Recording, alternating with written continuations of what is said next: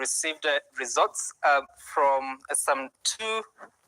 Actually, they appear to come from Narok County here, and the ones that have been tallied is 47 for Raila Odinga, 1 vote for William Ruto, so that gives 97.091%.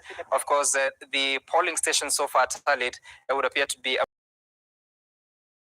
can see that these votes are coming from Narok, but there are those that you're talking about that have come from Kakamega prison, which is in Kakamega County. Of course, the two prisoners voted and voted for Raila Odinga. Then you'll see that William Ruto so far with 1 vote. But of course, it's such an exercise that we are here to wait for those polling stations that have very few voters. Then this is the sort of outcome that you'll expect, that the forms 34A have been scanned and sent to the National Tallying Center as well as to the Constituency Tallying Center. And those are the forms that we are receiving here at Citizen TV or at Royal Media Services to be in a position to translate. And this is what you have so far going. Out of 48 votes cast so far, 47 go to Raila Odinga, 1 goes to William Ruto, and it's still early to be in a position to understand how this will go. So, of course, the turnout, you'll see this figure of 0.01%. Compare that to the national voter turnout that we hear were fully, the IBC commissioners is talking about 56%, but once you calculate out of the 12 million that they are provided, it comes to about 50.5% as of 4 p.m. So just to repeat that from the calculation based on the figures they've provided, once you calculate that against the 22.120 million registered voters, comes to 54.5%. But they are saying from the calculation, it's 56.17%. Mashirima?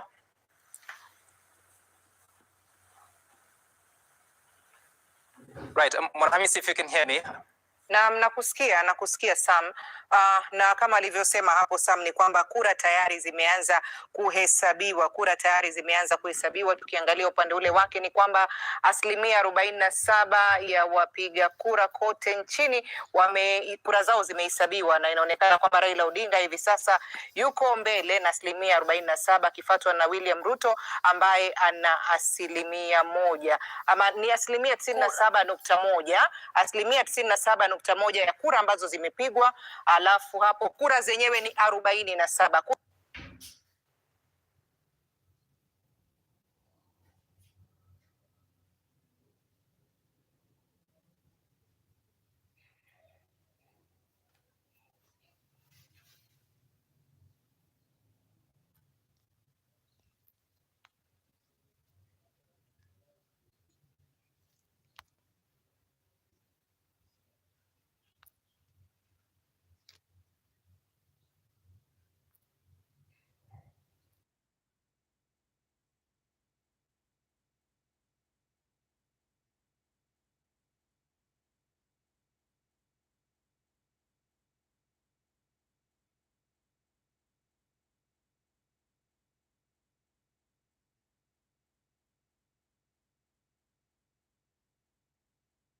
Duty.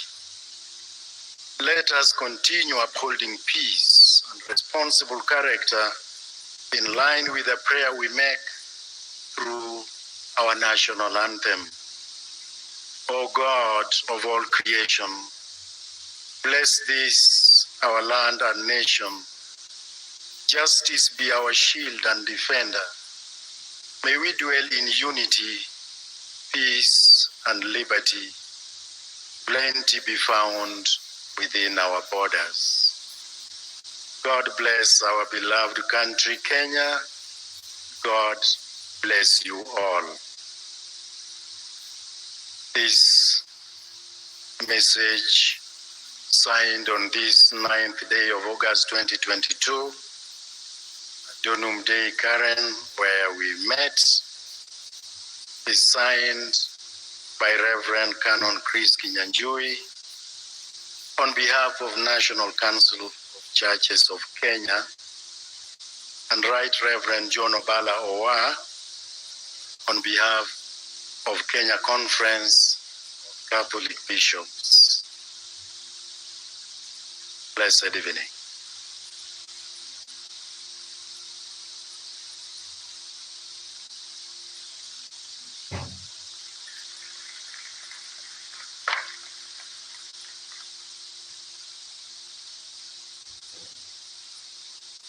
Thank you very much, Right Reverend Obala, and the entire KCCB team and NCCK team for coming again to be with us and to pray with us and to preach the word of peace to all Kenyans all over the world.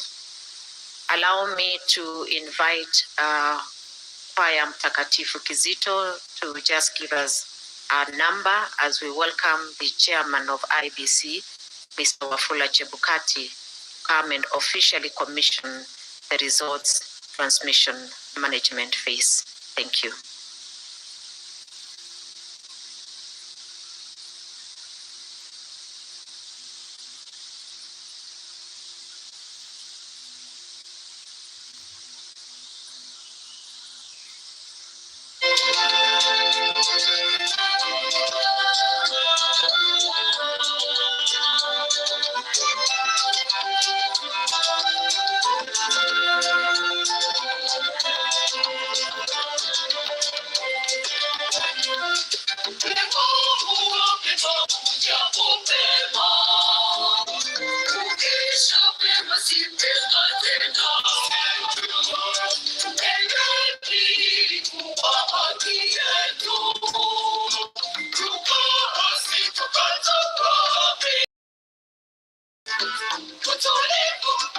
Some music.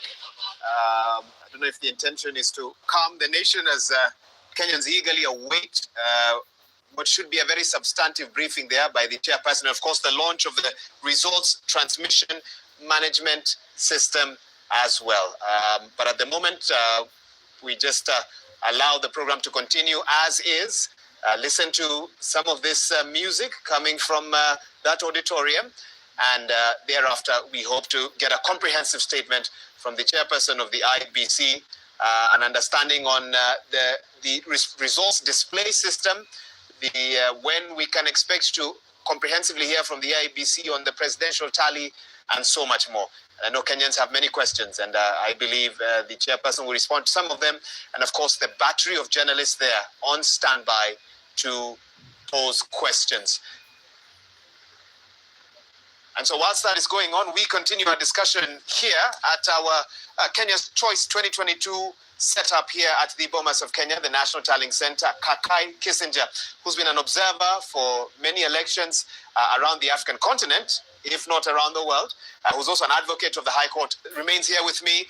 Kakai, so much to talk about, but first, I think I cut you off when you were talking about voter apathy, and having gotten the chance to observe elections in other jurisdictions, what are your thoughts on the key reasons that could turn voters away or make voters feel not too concerned about whether they turn up to vote on a day like today or not? Voter apathy is a very dangerous thing in terms of democracy, because what it does is that it makes sure that people are allowed to vote, but for some reasons given unto them or known to them, they don't go to participate in the vote. Look at Kenya, for example. The youth population, the people who are supposed to vote, are between the age of 18 to 34, defines as the youth. And between the age of 18 to 34, we have about 20-25% of the population. So if you calculate that into the votes, you're looking at almost 6 million votes that are actually supposed to be participating in an electoral process in terms of the youth. Now, if this 6 million population do not participate in the election, then you are basically disenfranchising the government or the country in what are the good democratic space it should run into. But what are some of the reasons why then the youth will not want to participate in the vote? It's the basic thing. Kenyan history is very dynamic because the election has always been contested. Look at 2007 election and the post-election violence that took place. The people who are there at the time, who have now matured to become youth, are always afraid of going to vote. Look at the following election, 2013, that what happened in 2013 at the contestation. So the mere fact that the electoral process in Kenya is highly contested makes the people or the youth who are supposed to participate fear going out to vote, because they don't see any goodies coming out of it, apart from contestation, fighting, and so forth and so on. So one of the biggest problems we have is that we've not been able, as politicians, for example, to tell the youth that now that's in the past, and we now have to move on. Now, the other thing is that we are in a generation of youth who don't want to be disturbed. youth who don't want to wake up very early in the morning to go and vote. I'm sure the young people who have a contrary opinion to that, No, but they don't want you to carry wake on up- with that. With They that don't line of want to thought. wake up in the morning and go and vote. They will prefer to do e-voting. But we don't have that in our electoral system at the moment. So one of the things is that, are they willing to go out and vote? Are they willing to take that extra energy to go out and vote? Or do they want just to vote on mobile phones, like M-Mobile or whatever it is, so that it's easier for them to participate in the electoral process? The other issue is, maybe they're not getting what the government or the politicians are doing for them. What's in it for me? Let me read a tweet actually, Yes. that where someone says, Steve K says, low voter turnout could be also due to a lack of confidence in the IBC. Exactly. And they ask a question, will our votes count or will they be manipulated for other interests? This viewer believes that politicians... His remarks, Muungano Choir, be on standby. Thank you.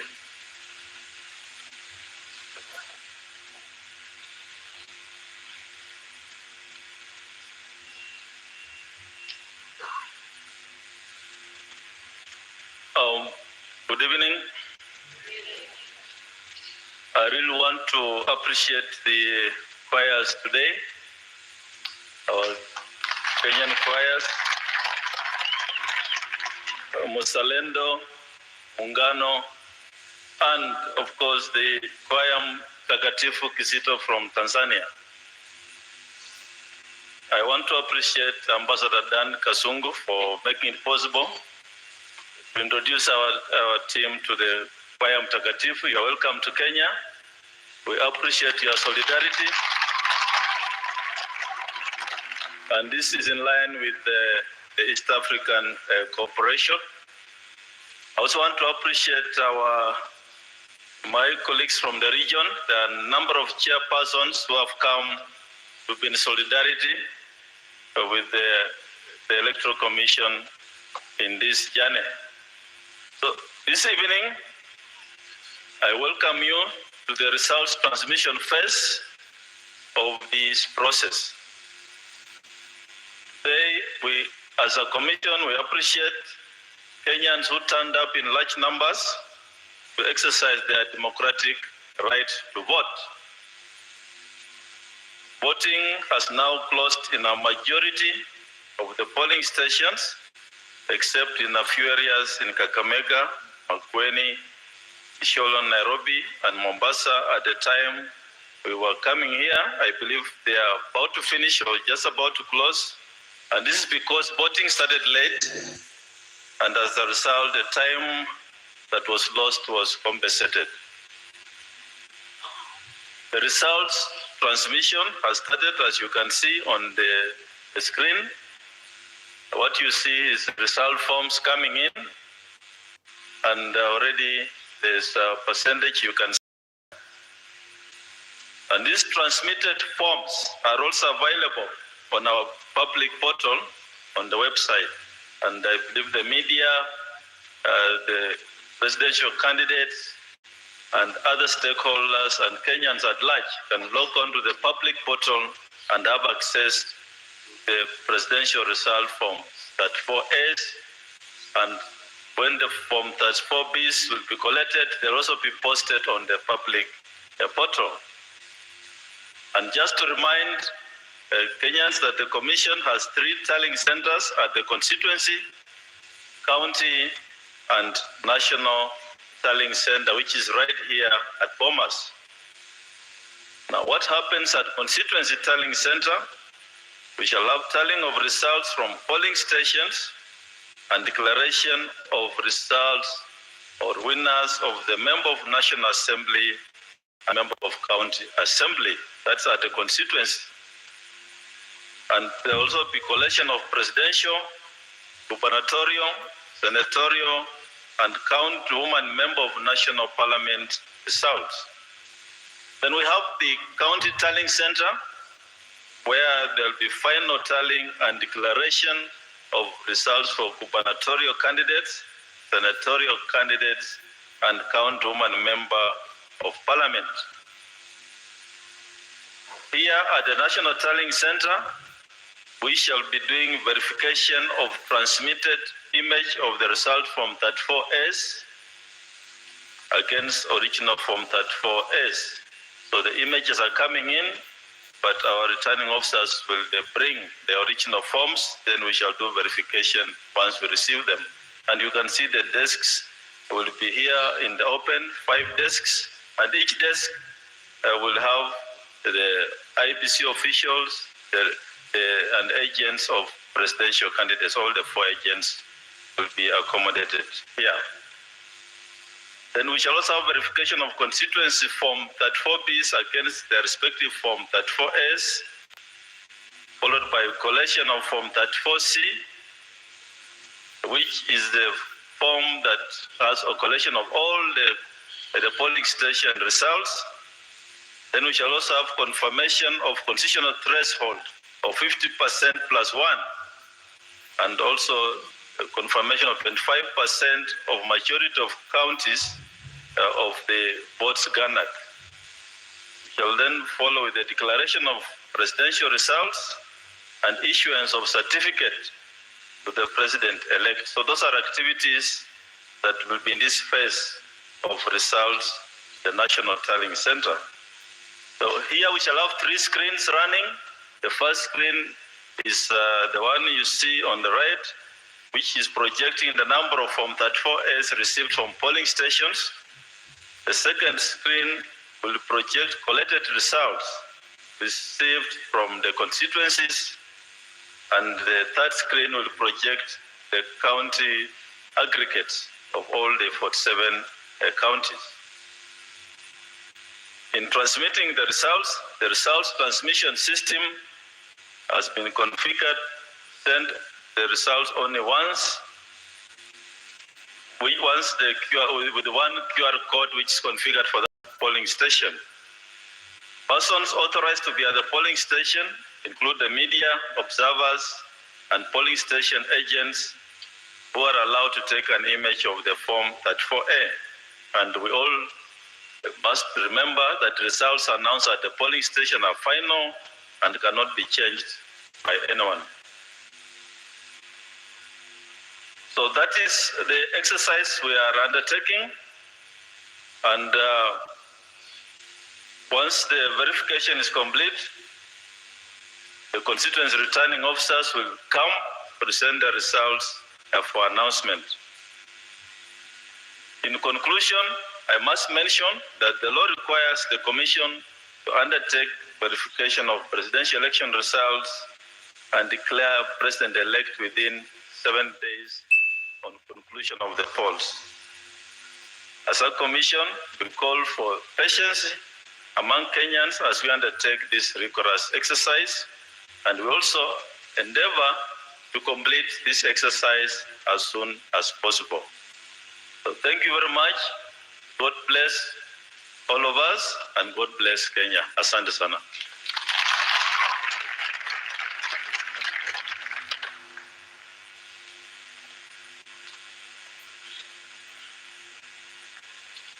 Thank you very much. Let's give him a better hand of applause, please. Then we have Muungano Choir.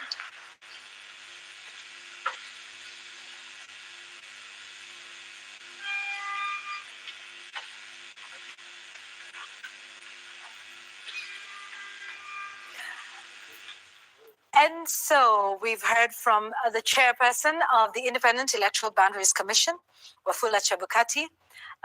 In that third briefing of the day, and I guess he was just giving us a rundown of the phase we're in the results transmission phase, obviously, talking about the areas where voting started late, the time has and will be compensated, and just giving us a rundown of, I think, what we've been explaining the whole day, that Forms 34A continue to come in, and the Forms 34B will also be posted, reminding us that the county tallying centers will be the final declaration for the gubernatorial, senatorial, and the county woman member seats. And also just briefing us on the Form 34C and what it'll contain, especially the 3 screens which we'll have and are currently on display at the Bomas of Kenya, one with the Forms 34A from the 46,229 polling stations, another with the collated results from the constituency tallying centers, and one with the county aggregates from the 47 counties. I will come back to you, Angela, in just a moment. But Alex, just your thoughts on what we've just heard. Well, this is one of those interesting ones that end before it begins. Chebukati has a captive audience, the whole country. Correct. They want to understand the state of the process. You should have started with basically telling the country and the very curious viewers what the process has been. There's been a lot of complaints that we've seen through the media and some anecdotal accounts about just the many things that went wrong and the many things that also went right. Yeah. By reassuring the citizens that their votes should be counted and citizens shouldn't feel disenfranchised even where there has been delays. But I think this was very casual and basically just assumed that he owes the country no explanation. This has not been inspiring in terms of confidence, especially in the very early parts of the process.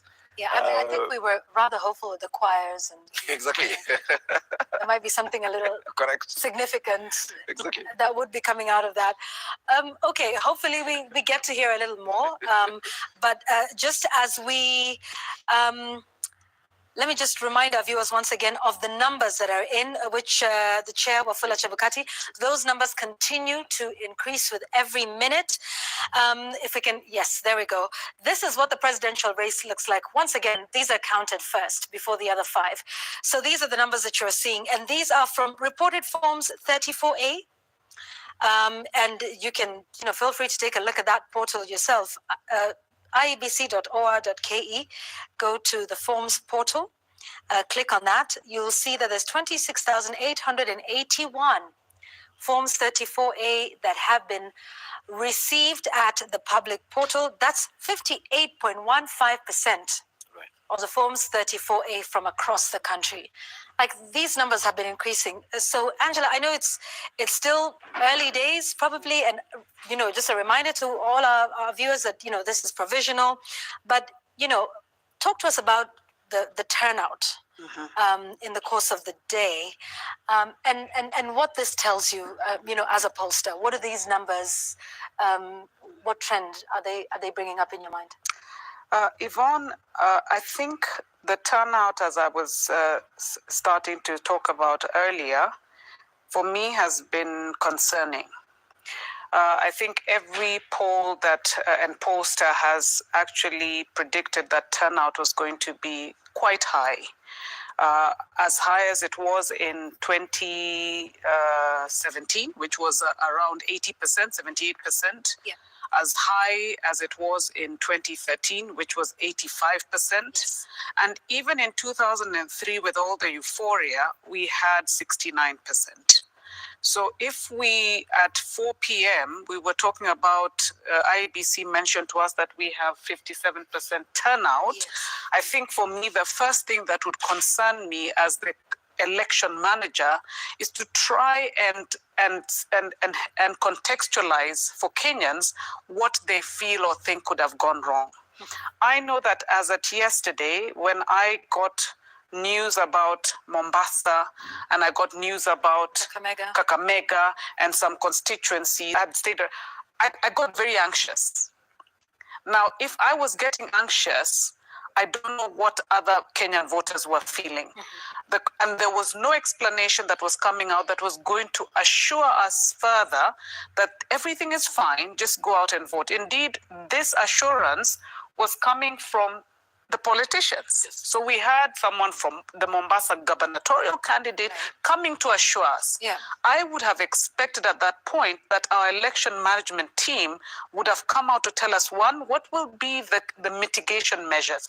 And if they did it, they didn't do it in a manner that really, for me, made me sleep feeling like I was excited. Yeah. This is the truth. Yeah. And if that be the case, then maybe it is one of the reasons, and it should be. If I was Chebukati and his team, I would be asking myself, why have we failed to get the 70%, 80% turnout this time. Why are we reporting at 4 p.m. in a country where there has been such enthusiasm? At least let the politicians now know, because we keep saying it even when we come here, that going to rallies is not concomitant with turnout. Because those things are motivated by certain considerations, in many cases financial considerations. So I think the choir that we have seen is great, and I think Alex has mentioned that, but it leaves me now even a bit more anxious and asking myself, are they comfortable with what they're seeing, and could they address, as you had mentioned, some of those issues? I think on the positive side is that for once we are being given information that the tallying has been completed, the counting has been completed in almost more than half, in 4 hours. So that means before you go to sleep, most of us go to sleep, we should get an indication on how many polling stations have completed counting. Now, what then perhaps is difficult for me as a pollster to give you an indication on is when I look at your screen and I look at other screens from other media houses, is the numbers are still very insignificant. So what is it telling me really? And I don't understand why, if you have finished counting at the tallying center or the polling stations, you have results. That's why those forms are already in Nairobi, right? So indeed, there's no reason why we shouldn't already be having preliminary results from those 57 odd, 58% of the polling stations. Let me ask you this. At 4 p.m., when the IBC gave that previous briefing, and remember this was just an hour to the closing of the polls, they talked about a 56.17% turnout of registered voters. And that resulted in 12,065,803 votes. Correct. Okay, so numbers are interesting. Maybe they tell a story. Sometimes they don't. I don't know. But I found it interesting that at 4 p.m., there was 12 million votes cast. And remember, in August 2017, and yes, those results were nullified by the Supreme Court, but by then, both President Uhuru Kenyatta and Raila Odinga of NASA then had together garnered 14.9 million votes. Right. And this is just the top two. Right. And that was then. We had less voters, it was about 19 million. Now we've got 21 odd. 22.1. Yes, 22.1. Yes. So do these numbers, do they say anything? Does it worry you? I mean, I found it interesting that the total number of votes cast, was less than what two leading presidential candidates garnered in 2017. Yeah, I think one of the things is just what I've mentioned. Why do people not vote? One of the main motivators for not voting is lack of confidence in the process. Will my vote really count? Does it make a difference? So if you feel for whatever reason that the process is not going to be expedient, then you will not wake up to vote. The second thing that could have happened is we have so conditioned our voter, especially in this election. And yes, people used to say, look at the crowds and look at what is happening. But those crowds were all hired crowds, to be very honest.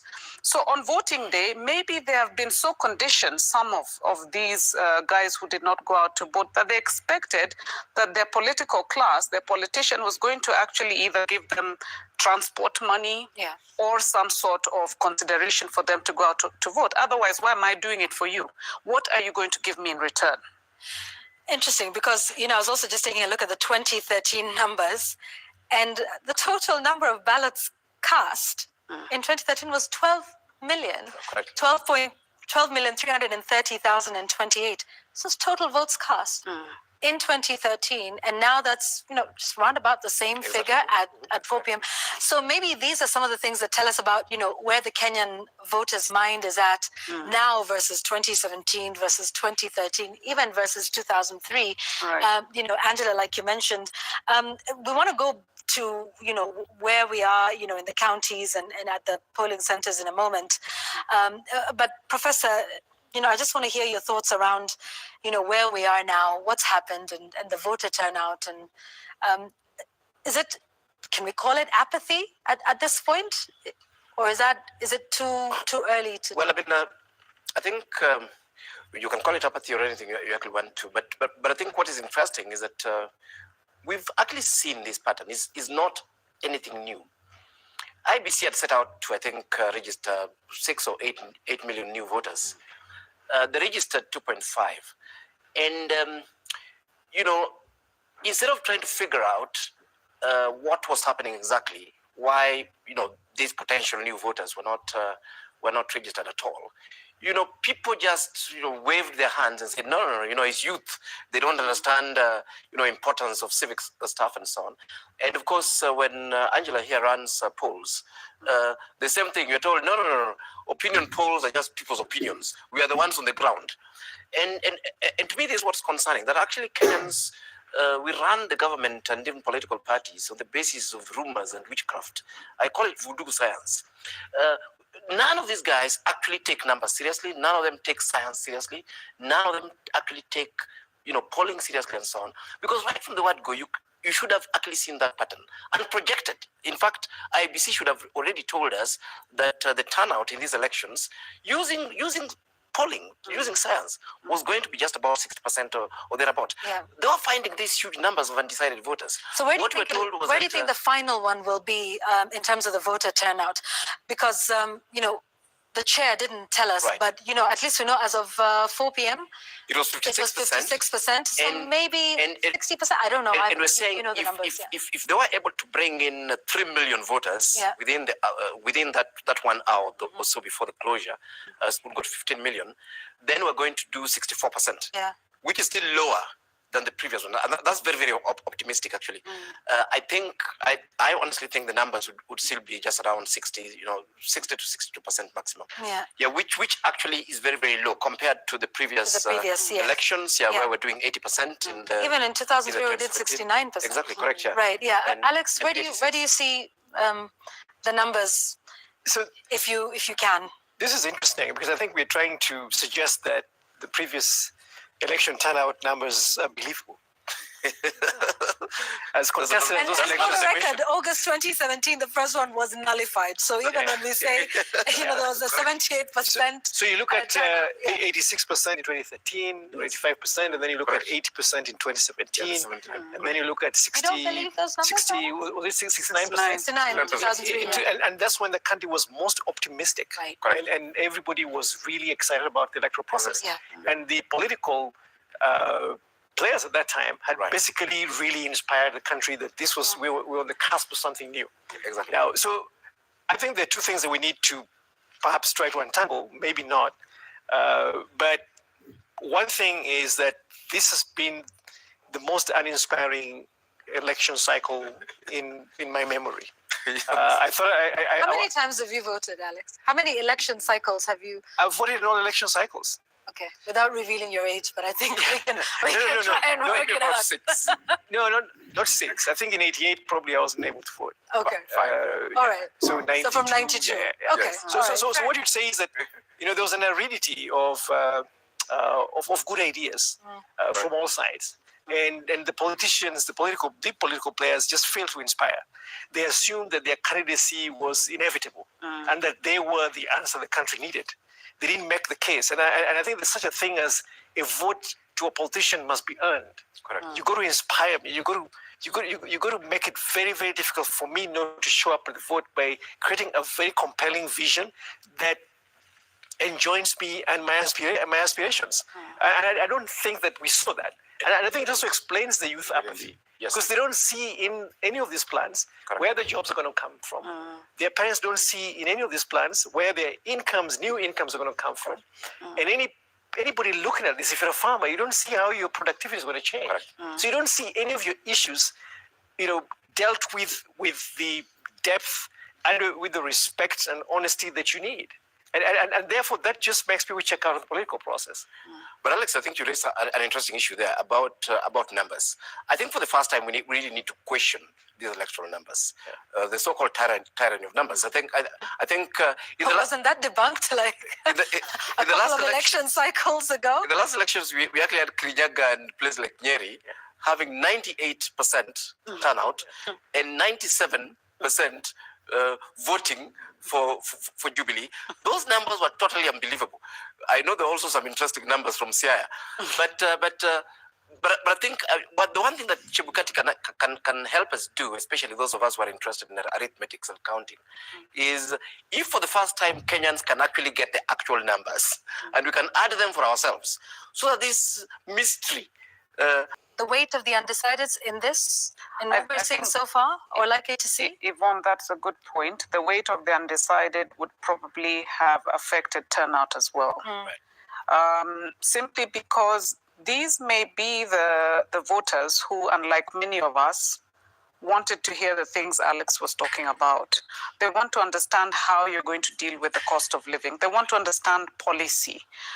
But for majority of Kenyan voters, including those who are as intelligent as these two gentlemen, vote based on who you're loyal to.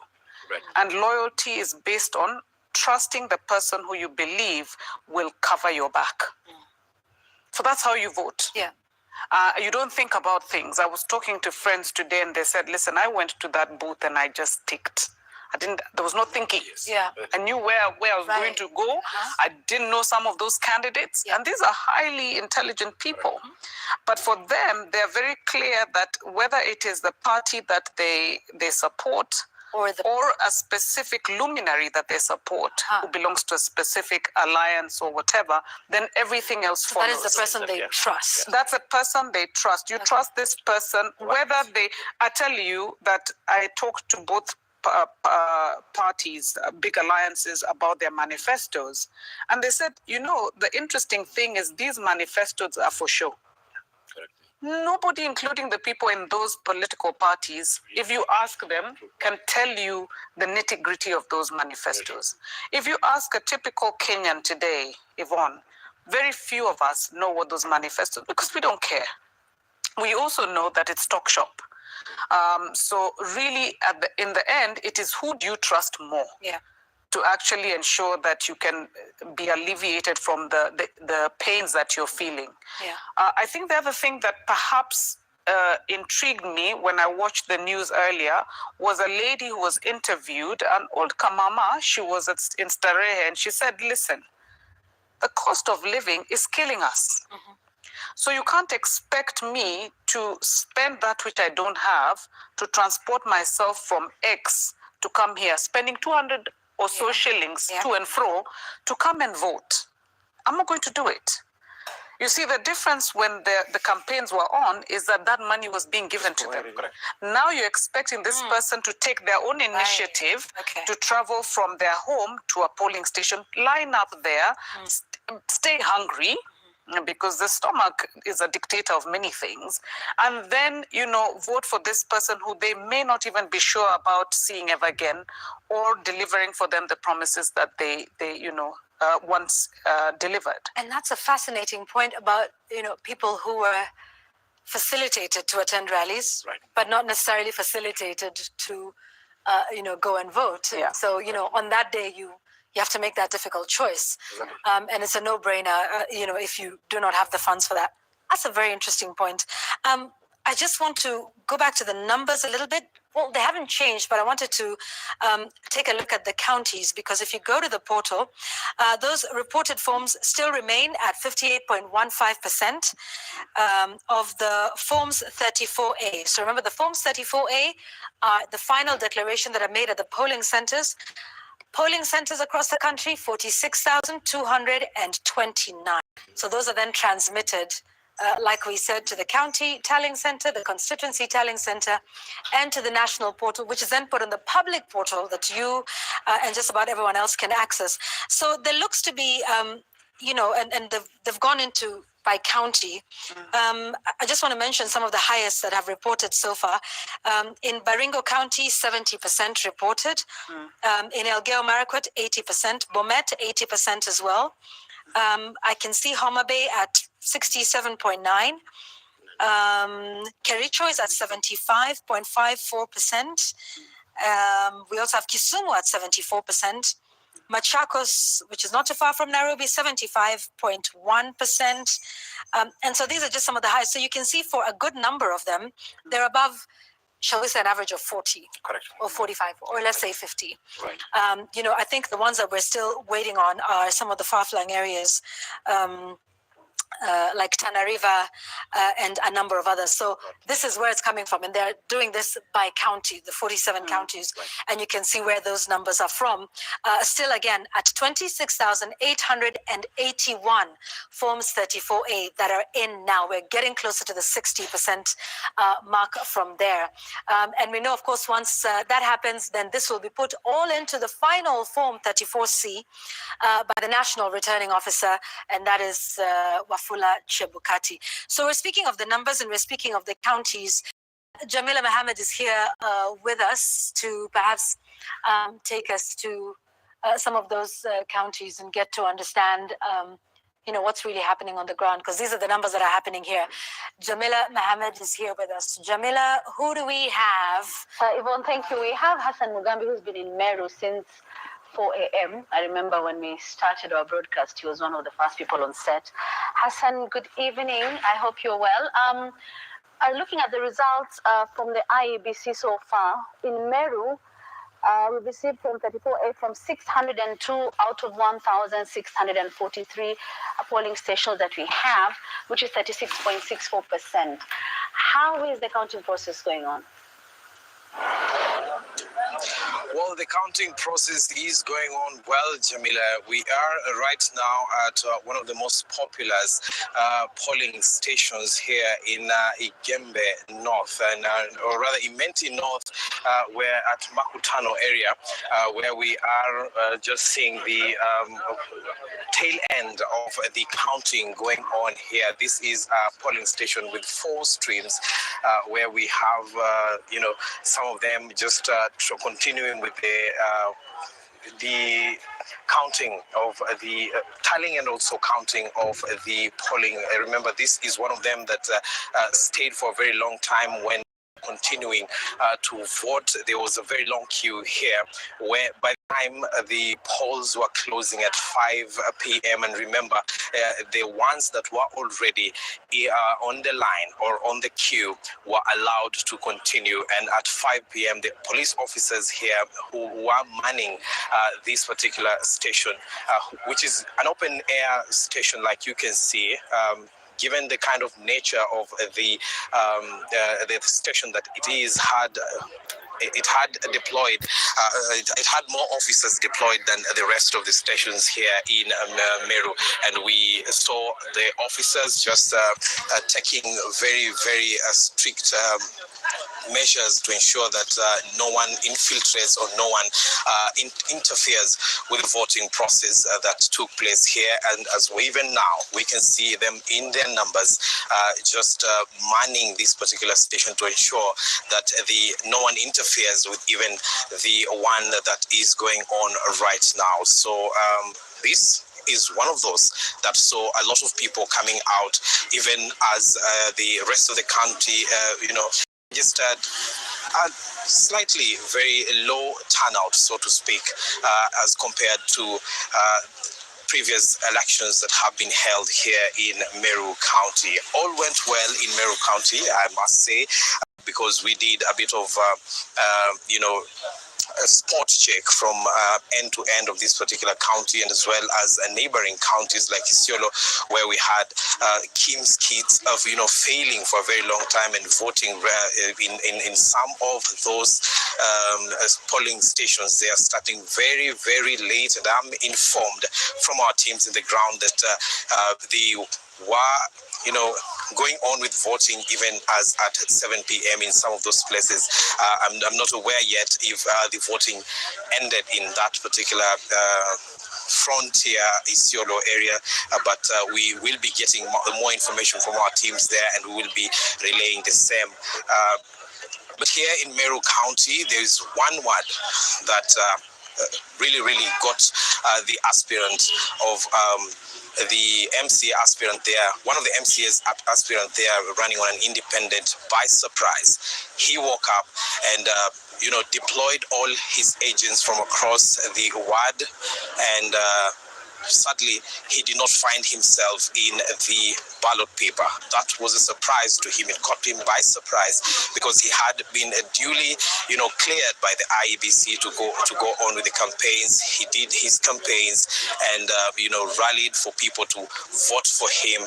He goes by the name of Hillary Mugambi for Nyaki West, and he got there and he could not see himself in the ballot papers. So, and today being a holiday that it is, he failed to go to court to just stall the process. He had conversations with the county and also the constituency returning officer who relayed information to Nairobi, and we are yet to be told the kind of action that will be taken against that particular ward and that particular case in that case, because he wanted the voting to there for the specifically the AMCA position stopped because he could not see himself in the ballot paper, despite spending a lot of money during the campaigns and also spending a lot of time trying to woo voters to and explaining to them why they should be choosing him. So he says he will be moving to court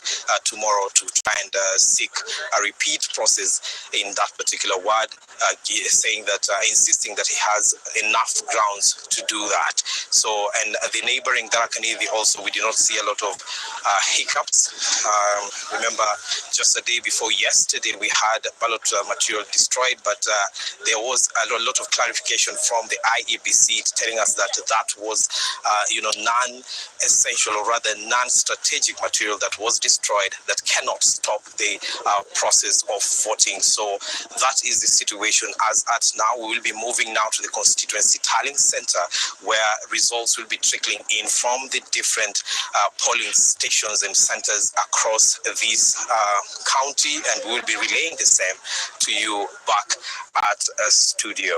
And just where we were, some of the places that we were, and we saw the completion of the counting that was here in Imenti North in a primary school just next here. We saw, that is the Kinoru Primary School. We saw, Raila Odinga getting 80 votes in one of the streams, and Ruto getting 361, and Mwaure getting 1, as well as Wajakoya getting 2 votes.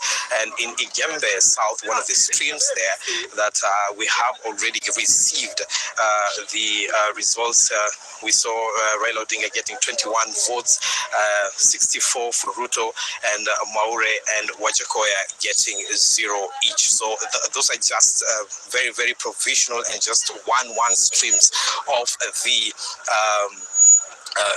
the polling centers that have already, submitted their results and have already relayed the same even to Nairobi, and we are waiting to see more and more, and we will be interested also with the results that are going to be in the counties, that is the members of parliament, senators, women representatives, as well as the governor position. So we'll be keeping you posted in that in a short while, heading towards the constituency tallying center. And just to make it clear, some of the IBC officials that we spoke to here, that is the county IBC manager, as well as the Imenti North returning officer, they made it very clear that at the tallying, the main tallying centers, they will not be expecting supporters of politicians, but the main agents, the chief agents of the different politicians, where the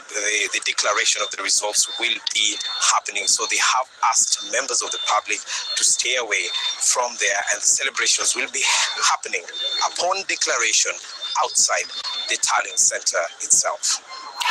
Thank you, Hassan Mugambi. An interesting story you told us there of this MCA candidate for Nyaki West Ward, Hillary Mugambi, who could not find his name on the ballot paper. You say he's an independent candidate and he was ready to vote today and he could not find his name on the ballot paper. I think those are some of the issues that the IBC need to address. You also tell us about voting having continued to almost 7 p.m. in some parts of Isiolo, and also past 5 p.m. in some parts of Meru because of the long queues that were witnessed. People are still waiting inside the polling station after 5 p.m. Hassan Mugambi, thank you very much for that update.